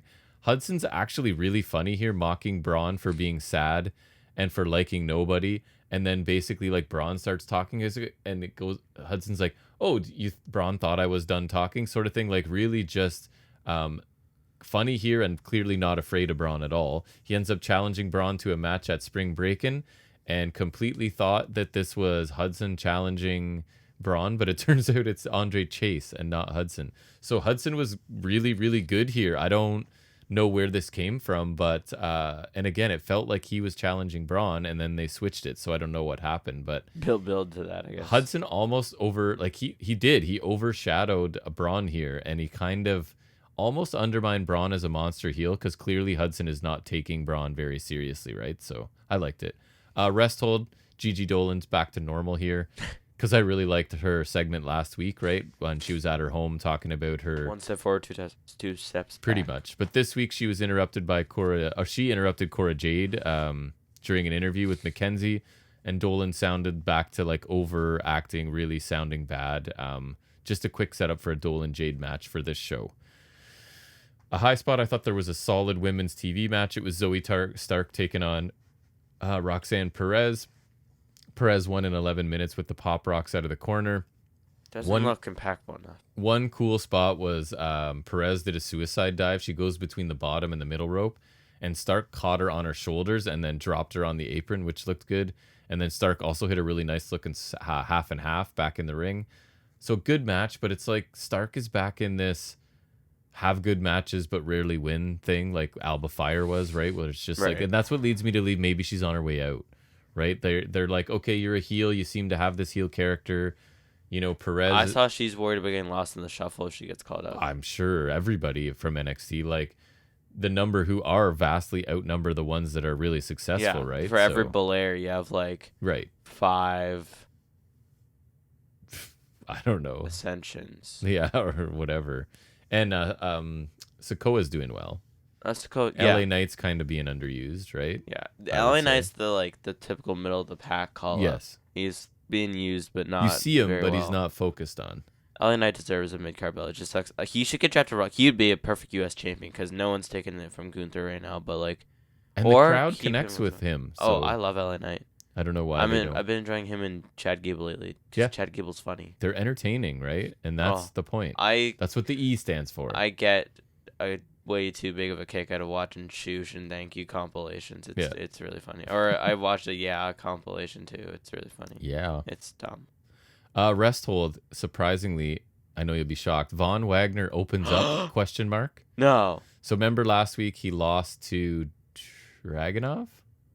And so he can't be with Robert Stone anymore, but apparently he still wants to be, because he's like trying to find a way, because he and Robert Stone have been such an amazing combination to this point, brought I guess. Championships all around the world. He's a world-renowned superstar. So when Von Wagner opens up, what do you think he says? Something. Something no one says. He has always wanted to be in WWE, and it's in his blood, and that his dad was a Beverly brother. So all things we already know is him opening up. That's him. And Robert Stone says that's a good start. Is it? Yeah, I don't think so. Here's well-known facts about me. That's me opening up. Is he a babyface now? Oh my god. No, I don't think so. I remember. He sounded bad here still. I remember when he tried to turn heel and O'Reilly still bitched him. That was awesome. Yes, it was. That was so funny. I mean, granted, O'Reilly lost the match after that, but that was still funny because it was like a failed heel turn. Who was Wagner tagging with where those segments were so funny, where they were Kyle like, O'Reilly. That was it, right? Training in the woods and stuff? Yeah, that's right. That was the last thing O'Reilly did. Those segments were hilarious. Or segment. I don't know if maybe it was only one. I don't know. But yeah, that was O'Reilly. That's right. That was funny because it was like a failed heel turn. It was such a weird combination of people. It's such a shame that that's O'Reilly's last contribution. It is. I miss him. Hopefully he's back at some point. I know. I haven't seen him since like before Forbidden Door. It's been almost a year. Another Resthold was Eddie Thorpe speaking, and I just said, like his matches so far, he's been fine but not impressive. He gets interrupted by Damon Kemp here. That's obviously going to be a little angle going forward, and I think Kemp's got potential as a heel. And Thorpe, I really want to like him, but it's just not impressive at any aspect. Fine, like totally fine, but nothing amazing so far. Highspot, a good match out of nowhere. An earlier interaction on their way into the PC led to an Apollo Crews Donovan Dijak. I was wondering what Crews was doing. It was something, I forget. Is Davocato gone? I didn't see him this week. Interesting. I forgot all about him, actually. Maybe he's getting drafted. Yeah. Back to the main roster, another buddy. Gimmick change. Yes. Davocato's like the in-between. He went from like being Baba Tunde in the Saudi Rumble to being Dabba-Kato for a bit. Then he went to being Commander Z's, the Cruz's Nigerian guy.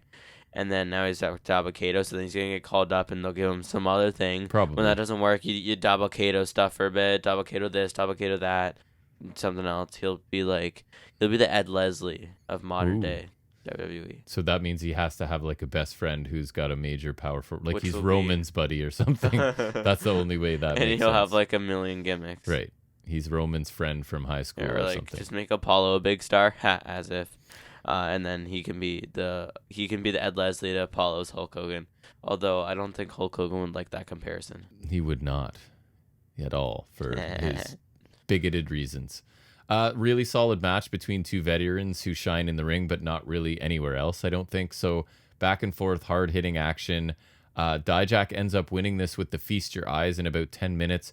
And then Dragunov comes out, attacks Dijak after him, and kicks him out of the ring.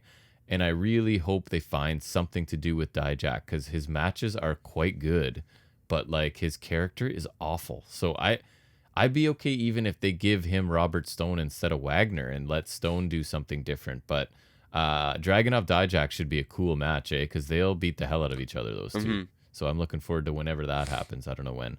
Resthold, big surprise. JC Jane speaks. She interrupts a Dolan Jade match earlier and then is accusing Dolan of abandoning her 7-year-old brother with their drug-addicted mother, right? Because her whole story was, I escaped my mother, and JC Jane's like, but yeah, you left your little brother there to suffer, sort of. And again, she's just trying too hard, and she's like impossible to believe as the character she's playing, and it drives me crazy. Highspot was, I did like the Wesley Charlie Dempsey match. You've got Gulak attacked. It looked good. I don't know if you know Wesley's entrance, but he like jumps off of the ring steps at one point. Yeah, MSK did that. And Gulak attacks him as he's doing that, so that looked pretty good. And I like the contrast of styles, right? Lee's looking to like fly around the ring and keep things moving quickly, and Dempsey's like trying to get a hold of him and ground him to apply submissions and pinfall attempts and suplexes and stuff. Oh, yeah, I so forgot to mention I reversed a cardiac kick in the game, and he hit him with like a basement drop kick. It kind of reminded me of the stand and deliver spot. Right, with Axiom. Yeah, that looked amazing. Yeah. Commentary I thought were helpful here because they talk about Wesley's body is just torn up from all of the recent matches. He's defending this title all the time against good people. And so that even makes Dempsey's style more effective, right? Because he's kind of nursing injuries that Dempsey can sort of target and make worse.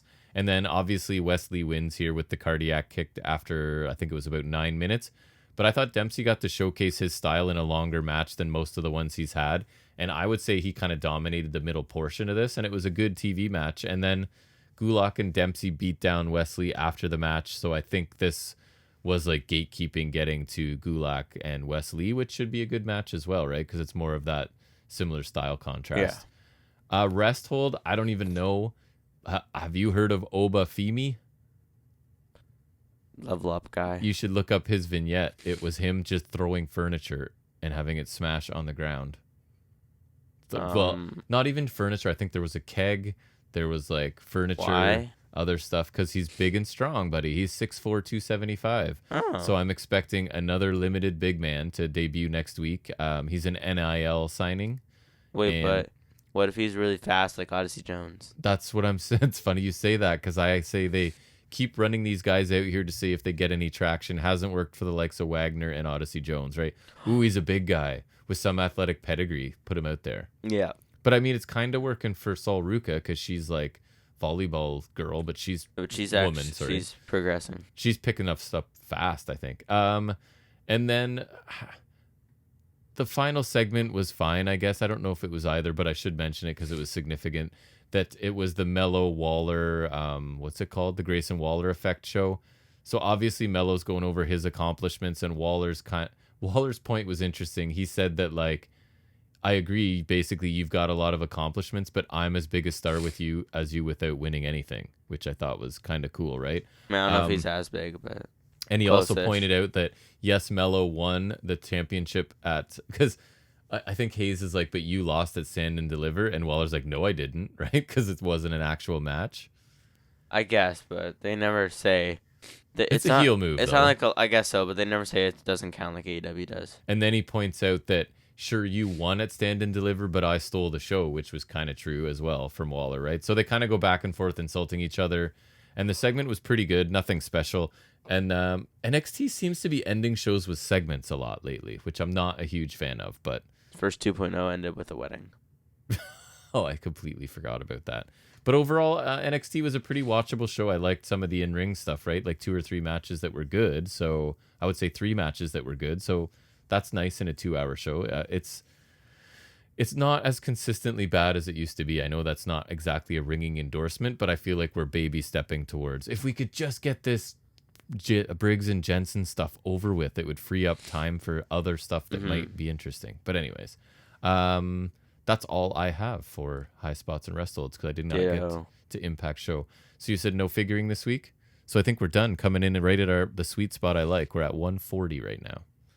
So that's going to wrap up episode 144. We're going to get to bed because it's really late in this house right now. It is. But we will definitely be back here next week with episode 145. I'm sure Jack will be updating us on maybe his experience at Bounty Hunter Collectibles. And hopefully you find whatever you're looking for there. Specifically Seth Rollins. So everybody have a great week. Watch some wrestling. Come back. Listen to us talk about it. Feel free to contact us if you'd like. fnswrestling@gmail.com is our email. FNS_wrestling_podcast on Instagram. Leave a comment on YouTube if you like. We promise we'll get back to you. Thanks for taking some time out of your week to listen to us talk about wrestling. We'll be back here next Saturday. See you then. Until then, take care.